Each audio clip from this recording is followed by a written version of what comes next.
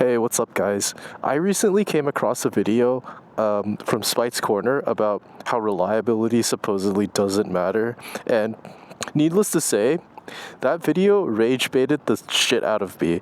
So I feel like I need to make a video responding to him because he makes a lot of really bad arguments, and I feel like he's really like out of touch and missing the point of this whole conversation.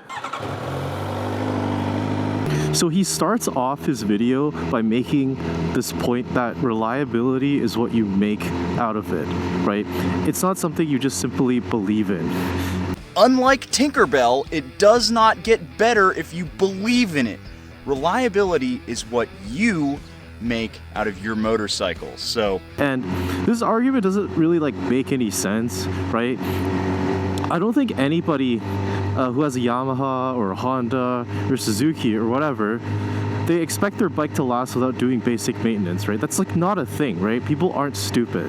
The issue here is that the bikes that he's talking about, specifically, I think it's like the KTM 790 and the 890 plus the Aprilia 660 platform. These bikes' reliability issues has nothing really to do with how you like maintain them, right? Because with a lot of people who've owned these bikes, they've maintained them pretty much perfectly according to schedule, and the bikes like blew up anyway. First model years of the 660 had I shit you not, it was like 300 affected motors that had bad metallurgy in the connecting rods. And the failure points that these bikes had have nothing to do with things like routine maintenance, like an oil change or a chain adjustment or anything like that, right? We're talking about bikes that like blow up like right after their first service. Like he was talking about with the early models of the Aprilia 660, or like camshaft issues with like the 890 platform from KTM. The way I would personally define reliability is that it's the expectation for a motorcycle to last long, relatively long, given that you follow the maintenance schedule. And obviously you expect certain things to fail at certain mileages, right? Like a clutch going out, spark plugs, things like that. Stator, in case with older versions of this bike. But this is not what we're talking about here when we're talking about the bikes that he's mentioned. Some, not all of them, some failed. And basically what ended up happening is there was a guy on the internet, and I think, I have no way to confirm this, I think what happened is the folks at Aprilia basically went to the guy and they were like, all right, can you please take the video down? If someone came to you telling you that their 890 blew up because of like the camshaft issue or whatever, would you go to them and tell them that reliability is what you make out of the bike? Because isn't that kind of like victim blaming here? So next, he talks about the Aprilia 660 motor having that issue in the earlier models, about how around like 300 units had their engines replaced under warranty, and the engines that broke were sent to like some race team or whatever. It's important to note too that when it came to those 660s, it was like 300 of them. Every single one of those motors was replaced at Aprilia's cost, and all of those motors went to the 660 race team. I don't understand why we're defending manufacturers putting engines that blow up into bikes. And like, yeah, they replaced it under warranty, right? But the whole point is that that kind of thing should have never happened to begin with. And the way he like mentions racing, it's like, it's a 660. Yeah, it makes a lot of power for a parallel twin. That's that like displacement. But it's like, he's talking like this is some sort of like super bike engine that's like supposed to blow up because it's so sporty. When you go racing, nobody cares about reliability. That's just not that, like every motor gets torn apart and put back together after every race. Now, I haven't ridden the RS660 or the 210 but it's like, come on, right? It's like an upper tier middleweight. There are bikes that are way faster than that bike, but are like way more reliable, like the MT-09, or even like the Street Triple 765, right? Triumph has had their reliability issues in the past, but I don't think they're as bad as Aprilia. And like, yeah, race teams use these engines, big freaking deal. Like, that's not relevant to like 99% of people who don't race, or even a lot of people don't even go to the track, right? So again, that's like completely irrelevant. There's actually a portion in his video where he talks about reliability being like a sword and shield. Like, you can use it to defend against criticism of a Japanese bike, but you could also use it as a way to defend Japanese motorcycles or whatever, right? So many people online use reliability as both a sword and a shield in their debates on Reddit or in the comment section. Go look at any video I've ever done on a KTM, and the word reliability will always be the stake through a vampire's heart that kills KTM in the mind of the commenter. Nobody who's bought a KTM has had a truly flawless experience. And then if you look at reviews on like a Japanese motorcycle where I may have not been as thrilled with it, they're like, yeah, but at least it's more reliable. And it's like, okay, dude, like he seems to imply that like Japanese bikes are like boring, and that like European bikes are just somehow like better, right?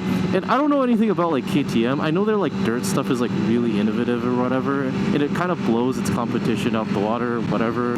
But saying Japanese bikes are boring just doesn't make any sense to me, man.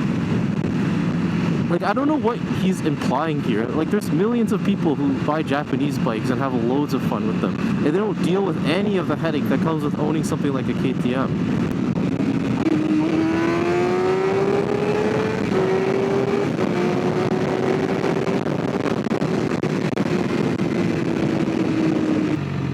There's a portion in his video where he kind of talks about how like KTMs and Aprilias are like designed for racing or whatever, right? Like KTM ready to race, or Aprilia be a racer, or whatever the fuck. And here's where we got to talk a little bit about like design intent, right? Because that impacts the lifespan of a motorcycle. What does it say on every KTM when you turn it on? It says ready to race. What does it say when you turn on this Aprilia? Be a racer. Bikes that are designed, and parts even, that are designed to go racing have a lifespan. Like, those are marketing terms, right? Like, they don't mean anything, right? Like, what the fuck does be a racer mean, right? Most people who buy these bikes aren't going racing. They're street riders. You could make arguments for bikes like the RSV4 and things like that.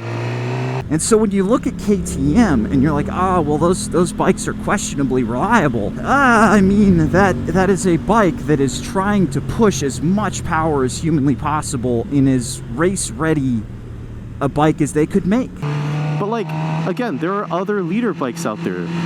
There are other leader bikes like the GSXR 1000, which is really famous for endurance racing, the R1, things like that. These bikes are also built for performance, and they don't have anywhere near the reliability issues that some of these other European bikes have. Realize that if you're gonna buy a product that says ready to race or be a racer or whatever, perhaps it will not last as long as something that, like a Goldwing, which is designed to go and go and go and go because it's a Civic motor, basically. And again, like I said before, whether or not something is built for performance and racing doesn't really affect the vast majority of people, and it's also not an excuse for poor quality control and lack of reliability, right? Just to circle back to a point earlier that I forgot to personally mention, is that there's a section in the video where he talks about like business expenses. I have a different relationship with my motorcycles than most folks because this is, at the end of the day, my job. But if my motorcycles are in large part content vehicles, I can write off everything that goes into them, right?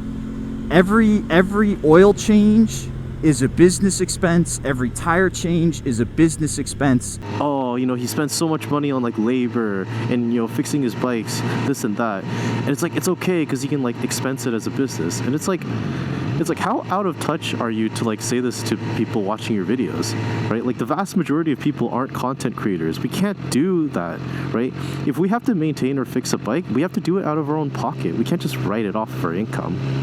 And again, as a content creator, don't you think it's somewhat problematic for you if a bike breaks down for several months? Like, you can't make content on that, right? Like, isn't that annoying? Don't you want that to, like, not happen, right? How does that, like, help your case?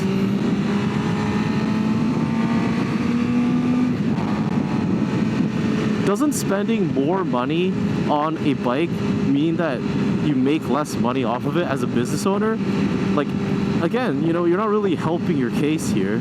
There's a section of the video where he talks about his CBR 600 F4i, which is like 20 years old and has like 50,000 miles on it or whatever. So my CBR 600 F4i, which I still have, that bike is 20 years old. It's got 50 some odd thousand miles on it, which is pretty good for a 600.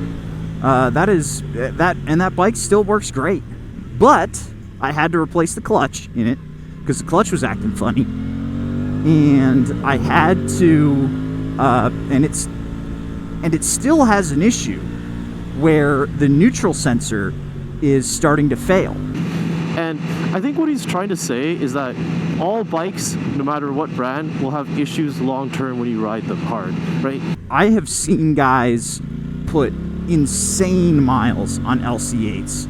I've also seen guys say that their LC8 exploded, but it's really hard to look at two different motorcycles that were ridden in two completely different styles and say that the one that got a gazillion miles was somehow better built than the one that didn't. And it's like he gives two specific examples for his F4i, which is that he needed a clutch replacement and his neutral sensor was broken.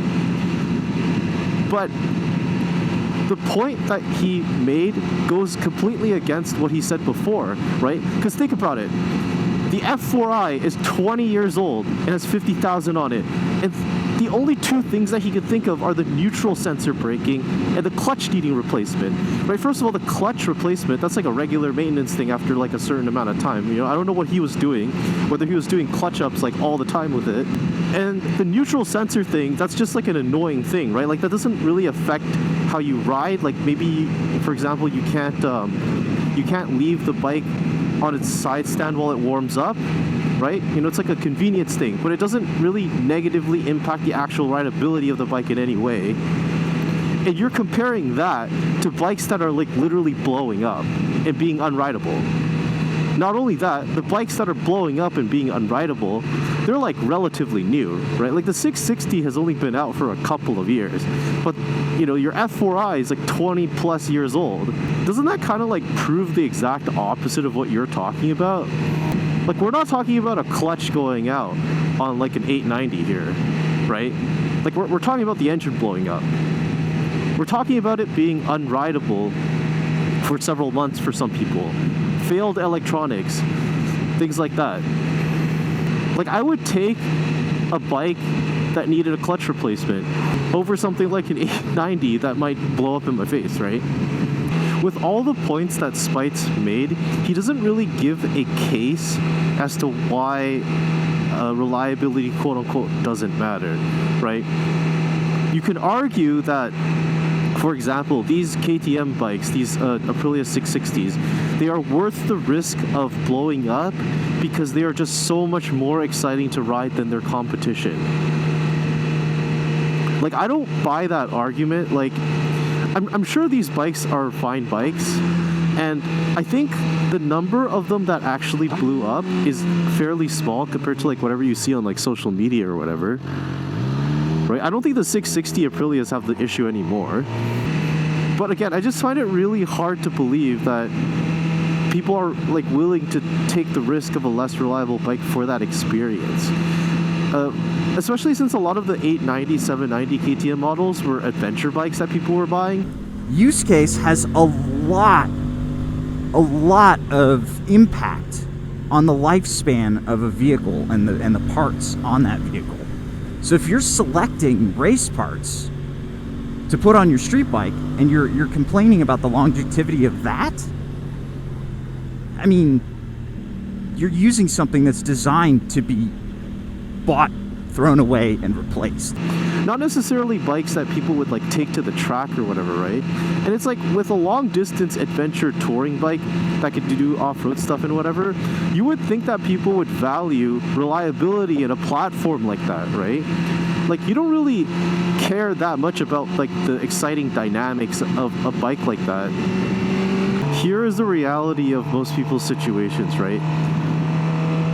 If you're younger and you're living, you know, in present times and you're like relatively have a normal job, you probably don't have like a ton of money, right? You probably can't afford all these different bikes, multiple bikes in a garage like Spite does, where if one breaks, you can just ride another bike. A lot of people, especially the younger people, they like can barely afford rent, right? And like motorcycles might be one of the only things that they can afford that's like super fun for them. And like, if that's the case for you, why would you buy something unreliable, right? I bet that there are many people that have put all their money towards a new 790, and they had all these ideas about touring with it, going off-roading with it, and they just can't do it anymore because the bikes are they're just not reliable enough, right? How do you think those people who bought the new Kawasaki GSXR feel when they got that do not ride notice? How do you think they feel when their bikes were in the shop for several months even? Or even a short time like a month, they just lost all that riding season time, right? And I live in a place where I get maybe like 6 months of the year where it's like somewhat comfortable to ride. There are other parts of the country where the riding season is like 3 months, right? Imagine having 1 or 2 of your 3-month riding season gone because of something that's completely out of your control. Like, you maintained the bike perfectly, but the problems were still there. And this is like generally, right? Like, I'm not specifically singling out Kawasaki for this issue, but I know that they've had issues with the ZX6R, and they've had issues with like the Ninja 4 or 500 in the past, I think. Again, it's a privilege for somebody to be able to work in this field, and it's also a privilege for somebody to be able to own multiple motorcycles. A lot of people don't have that privilege. That's why reliability is so freaking important. Anyway, I hope you guys really enjoyed this video. It's a bit of a different video. I don't really do this kind of like response thing, but you know, I know this video is old that I'm reacting to, but it just kind of like really rubbed me the wrong way. Like, I watched it a couple months ago and I was like, eh, and I watched it again recently and I got pretty triggered actually, which is why I'm making this. So hope you guys agree with my points. Spite, I don't know if you're gonna watch this video. I am a fan of Spite's channel. Overall, I think his content is pretty decent. It's just this one video rubbed me the wrong way. I'm really sorry. I don't want to sound like a total freaking hater here, but yeah. Anyway, guys, I'll catch you in the next video. Peace. Look at that. Look at that view.